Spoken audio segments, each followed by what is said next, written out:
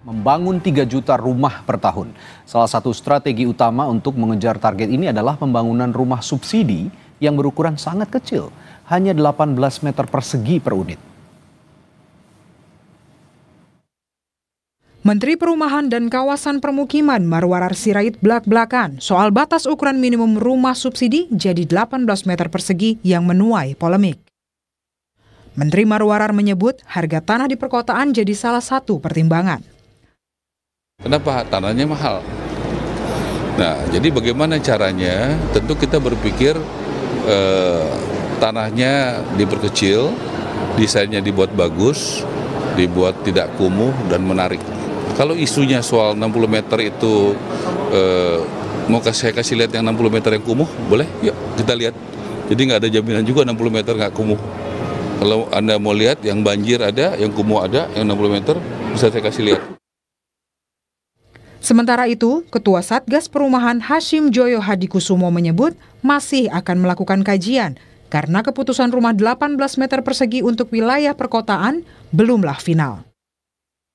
Itu sedang dikaji, saya baru dicerita mengenai itu, ada gagasan itu. Tapi umumnya nanti itu nanti lebih standar ya, lebih standar, kurang lebih mungkin 40 meter, ada 60 meter, ada 36 meter persegi. Itu yang standar. Yang nanti menetapkan itu kan Pak BTN, Pak Nixon. Yang akan membiayai ini kan Pak Nixon. Ya, BTN ada standar sendiri, ada pedoman kan Pak Nixon ya. So itu nanti akan kita pelajari. Tapi yang penting kan standar dulu ya Pak. Kebijakan rumah 18 meter persegi per unit jadi sorotan dalam sistem perumahan. Negara membangun rumah, tapi kota-kota justru penuh rumah yang tak dihuni.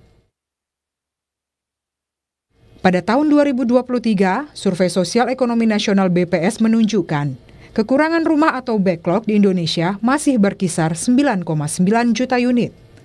Namun, berbagai sumber menyebut lebih dari 16 juta unit rumah di Indonesia kosong. Dari data Susenas BPS pada tahun 2024 menunjukkan ada sebanyak 1,9 juta lebih kekurangan rumah terjadi di wilayah pedesaan. Sementara untuk wilayah perkotaan, backlog atau kekurangan kepemilikan rumah mencapai 7,9 juta lebih. Untuk di wilayah Jakarta, menyadur data yang dimiliki Kementerian Pekerjaan Umum, dilihat dari jenis pekerjaan, pekerja non-formal mendominasi angka backlog, yakni sebesar 685.044 rumah tangga, disusul wira swasta sebesar 325.735 rumah tangga, dan di urutan terakhir ada pekerja formal yakni sebesar 52.710 rumah tangga. Rumah 18 meter persegi bisa menjadi simbol paling nyata yang terfokus pada kuantitas, yang hanya menciptakan kuantitas unit rumah namun tak bisa ditempati karena bangunannya yang sangat kecil. Elisa Sutanujaya, Eksekutif Director Rujak Center for Urban Studies mengatakan, rumah subsidi yang ukurannya makin kecil tidak bisa dihuni lebih dari satu generasi. Jadi kalau kasus Jakarta bukan soal tanahnya yang tidak ada, tapi ya harusnya di-redevelop. Orang yang tadinya rumahnya satu lantai, isinya cuma satu, ya diubah menjadi yang rumahnya menjadi yang jadi 4 lantai yang isinya bisa beberapa keluarga. Jadi terlihat aneh akibat dari desain yang dibuat pemerintah sendiri. Jadi misalnya, maksud saya contohnya gini, rusunawa kita makin lama makin kecil. Dari yang waktu zaman kemerdekaan standarnya itu 50-an meter persegi tuh rusun atau rumah sehat. Makin lama makin kecil. Sekarang kalau misalnya rusunawa cuma tinggal ada yang 28 meter persegi, itu udah otomatis nggak bisa multi generational family. Presiden Prabowo menargetkan bangun 3 juta rumah per tahun. Namun, sederet persoalan membayangi, mulai dari keterjangkauan, harga, lokasi, hingga kualitas. Fungsi dasar rumah layak huni juga jadi harapan publik di luar kuantitas untuk mengatasi backlog perumahan. Rumah 18 meter persegi mungkin mudah dibangun dan secara administratif dapat diklaim sebagai pencapaian. Tim Liputan, Kompas TV. Untuk membahas hal ini sudah bersama kami anggota Komisi 5 DPR RI dari fraksi Partai Kebangkitan Bangsa Syaiful Huda dan juga ada Executive Director Rujak Center for Urban Studies Elisa Sutanujaya. Selamat malam Bung Huda dan Mbak Elisa. Selamat malam. Ya, Mas Huda, selamat malam. Ya, kami masih mencoba menghubungi kedua narasumber kami. Ada anggota Komisi 5 DPR RI dari fraksi Partai Kebangkitan Bangsa Syaiful Huda dan juga ada Executive Director Rujak Center for Urban Studies Elisa Sutanujaya. Selamat malam Bung Huda. Malam. Baik. Malam. Baik Bung Huda. Ini saya langsung saja bahas soal rencana pemerintah yang akan menggulirkan rumah subsidi ya di Jabodetabek seluas 18 meter persegi. Ini dengan ukurannya sebegitu sempit, apakah bisa memenuhi kebutuhan layak hunian yang ada di Jabodetabek, Mas Huda? Ya, ini bagian dari khusus yang kira-kira semangatnya ini bagian dari tantangan kita. Untuk menyediakan rumah terjangkau bagi masyarakat berpendapatan rendah, terutama rumah subsidi. Nah, tantangannya itu kira-kira gini, objektifnya itu. Yang pertama, terkait dengan gagasan rumah subsidi dengan besaran bangunan 18 meter, ini belum ada regulasinya. Jadi ini baru pada level diskusi di level pemerintah, karena itu bantah-membantah ini dari banyak perspektif saya kira perlu dikumpulkan oleh pemerintah dan lalu nanti kita bawa di dalam rapat dengan Komisi 5 terkait dengan usulan-usulan yang sedang berkembang. Ini yang pertama, jadi belum ada regulasi yang menyatakan bahwa pemerintah sudah memutuskan 18 meter rumah subsidi. Nah, yang kedua, objektif yang pertama menyangkut soal pemerintah wajib menyediakan rumah yang terjangkau. Yang kedua adalah isu menyangkut soal bagaimana pemerintah yang akan memberikan rumah terjangkau itu harus memenuhi aspek. Yang pertama adalah terkait dengan aspek kenyamanan sebagai rumah hunian dan aspek fungsi sosial yang harus terus bisa berjalan dengan baik. Nah, pada konteks ini dua objektif ini tidak bisa ditawar. Dua-duanya harus berjalan dan harus terlaksana dengan baik. Nah, karena itu isu menyangkut soal usulan 18 meter rumah subsidi ini, saya kira tinggal dilakukan jajak pendapat saja kepada publik yang punya hak untuk mendapatkan atau rumah subsidi ini. Oke. Nah, dijajak atau tidak terkait dengan usulan ini. Yang kedua, saya kira pemerintah mempercepat saja simulasinya. Dibikin dulu saja rumahnya, nanti teman-teman para calon pembeli masyarakat MBR ini untuk melihat langsung apakah rumah dengan tipe 18 itu layak atau tidak gitu. Oke. Yang walaupun pada konteks regulasi memang belum ada standar yang dikeluarkan oleh World Bank pun juga Bung Huda. Tidak ada standar 18 tipe 18 itu. Kalau bicara soal regulasi, sebenarnya kan ada juga Undang-Undang Nomor 1 Tahun 2011 yang juga ditindaklanjuti dengan standar SNI sebenarnya tentang hunian layak ini 7,2 meter persegi per jiwa, atau kalau misalnya standar WHO itu 9 meter persegi per jiwa. Yang Anda maksudkan ini spesifik untuk hunian 18 meter persegi. Tapi kalau mengacu ke Undang-Undang Nomor 1 Tahun 2011, sebenarnya kan sudah ada aturan itu untuk menentukan hunian layak, Mas Huda. Betul, makanya saya bilang tadi regulasi terkait dengan tipe 18 ini belum ada. Oke. Jadi ini baru pada level wacana, di level pemerintah, dalam hal ini di level Kementerian Perumahan dan Kawasan Permukiman. Karena itu kita sangat berharap di level pemerintah kompak dulu dengan Satgas, dengan Kementerian Perumahan dan beberapa stakeholder lain yang terkait dengan pengadaan rumah subsidi ini.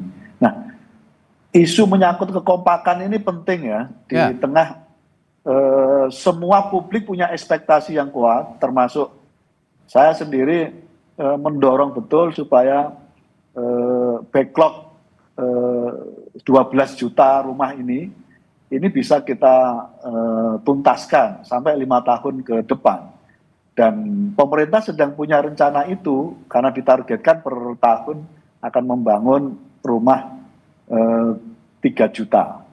Nah, pada konteks itu menjadi penting betul kita kompak dulu, terutama di level pemerintah, memastikan berbagai isu yang tidak produktif, saya kira tidak perlu untuk dilanjutkan. Oke, tadi Anda juga menyinggung soal masyarakat yang berpenghasilan rendah.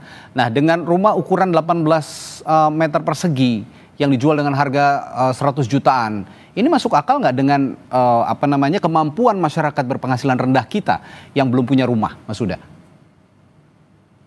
Terkait dengan itu, beberapa survei termasuk selama ini pemerintah bisa menyelenggarakan rumah subsidi hampir 250.000 per tahun, itu relatif bisa terjangkau. Karena itu tema objektif terjangkau itu menjadi sangat penting.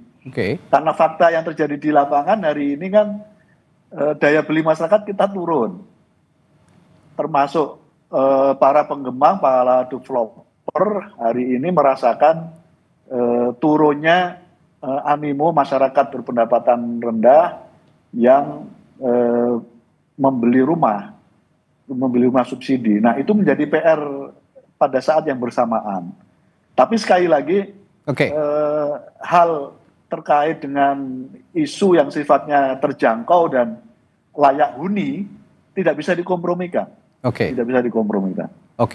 Saya mau ke Bu Elisa Sutanujaya dari Executive Director Ujak Center for Urban Studies.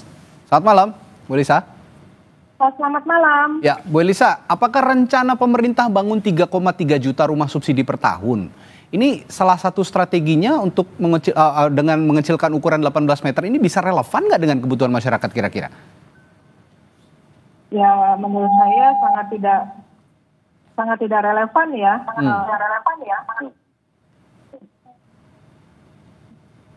Ya, Bu Elisa. Karena ini saya juga menunjukkan bahwa ini ya. Halo. Ya, silakan. Ya, menunjukkan kemalasan juga ya dari pemerintah untuk mengatasi masalah backlog itu. Kesannya bahwa hanya bisa dikecilkan, maka solusinya itu.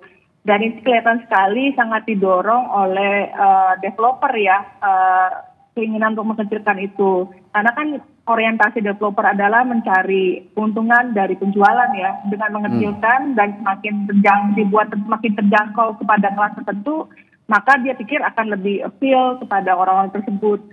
Padahal kalau kita melihat data rumah subsidi yang bahkan sebelum dikecilkan ya, di Jawa Barat saja ada 123.000 rumah subsidi yang tersedia. Sementara orang yang ingin beli di Jawa Barat itu cuma 50 ribuan.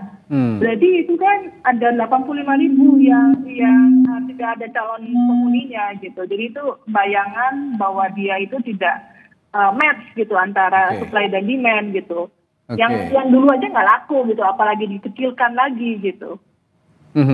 Nah, ini kan juga pemerintah bilang sekarang ini sedang mengkaji lagi ukuran rumah subsidi. Tapi menurut Anda, apakah aspek ini lebih penting yang perlu dipertimbangkan dari sekedar ukuran atau kuantitas rumah? Kuantitas itu sebenarnya bisa ditingkatkan tanpa perlu mengecilkan. Tadi sempat ada cuplikan wawancara saya yang dimana kami sudah melakukan densifikasi gitu. Nah itu misalnya tanah yang sama yang tadinya luasnya cuma 1 lantai bertambah 4 lantai dan seterusnya. Nah itu berarti otomatis bisa menambah jumlah keluarga gitu, dari 1 lantai yang cuma 1 keluarga jadi 4 keluarga atau 8 keluarga atau 12 keluarga. Itu menambah supply juga gitu. Istilahnya kalau pemerintah kan vertikalisasi gitu jadinya. Oke. Bung Huda, Mas Huda, kalau tadi Anda menyinggung soal kekompakan, kalau saya melihat sepertinya ini juga belum ada komunikasi begitu. Nah, kira-kira komunikasi ini perlu dibangun juga atau Komisi 5 juga akan membangun dialog dengan para pihak-pihak terkait nggak? Misalnya seperti melibatkan pengembang, asosiasi real estate misalnya, dan juga para masyarakat yang ingin menghuni rumah ini nantinya. Setahu saya dan kebetulan Komisi 5 juga sudah mengundang para stakeholder, tapi memang temanya tidak terkait dengan gagasan terkait 18 tipe 18 ini. Itu dia. Subsidi. Jadi sebagai sebuah isu gagasan, saya tadinya berharap model begini tidak perlu menjadi diskursus di publik. Jadi menurut saya tinggal duduk bersama satu meja dengan para stakeholder di level pemerintah untuk memastikan apakah gagasan ini relevan atau tidak, itu diputuskan saja di dalam sebuah forum yang sifatnya duduk bersama, tertutup, dan lalu nanti satu suara nanti disampaikan kepada publik, misalnya disimpulkan bahwa tipe 18 memang tidak layak sebagai sebuah rumah hunian, dan kemudian pemerintah concern terhadap isu yang lain gitu. Tiba kejebak pada isu yang kontraproduktif. Ya, terakhir saya ke Bu Elisa kalau gitu. Terakhir, Bu Elisa singkat, kalau dari Anda solusinya bagaimana? Apakah hunian vertikal jadi solusi atau bagaimana? Kalau kami sebenarnya sangat menyarankan agar pemerintah itu juga bermitra dengan masyarakat secara swadaya ataupun basisnya koperasi gitu. Karena sampai hari ini yang menyediakan rumah terbesar adalah secara swadaya sampai 70%. Developer itu di bawah 10%. Jadi bermitralah sama masyarakat gitu. Oke, baik, kalau begitu ini memang harus duduk bersama sepertinya, seperti yang dikatakan Bung Huda tadi, tidak hanya pemerintah dan DPR tapi juga stakeholders lain seperti real estate dan juga calon-calon penghuni rumah itu sendiri yang memiliki pengaruh bagaimana menilai bahwa rumah itu layak atau tidak untuk dihuni, terutama masyarakat yang berpenghasilan rendah. Baik, terima kasih, semoga ada solusi ke depan. Bung Huda dan Ibu Elisa telah bergabung di Sapa Indonesia Malam hari ini. Sampai jumpa lagi, selamat malam. Malam. Saudara, setelah jeda masih ada sorotan lainnya yang menarik untuk Anda simak di Sapa Indonesia Malam, tetaplah bersama kami.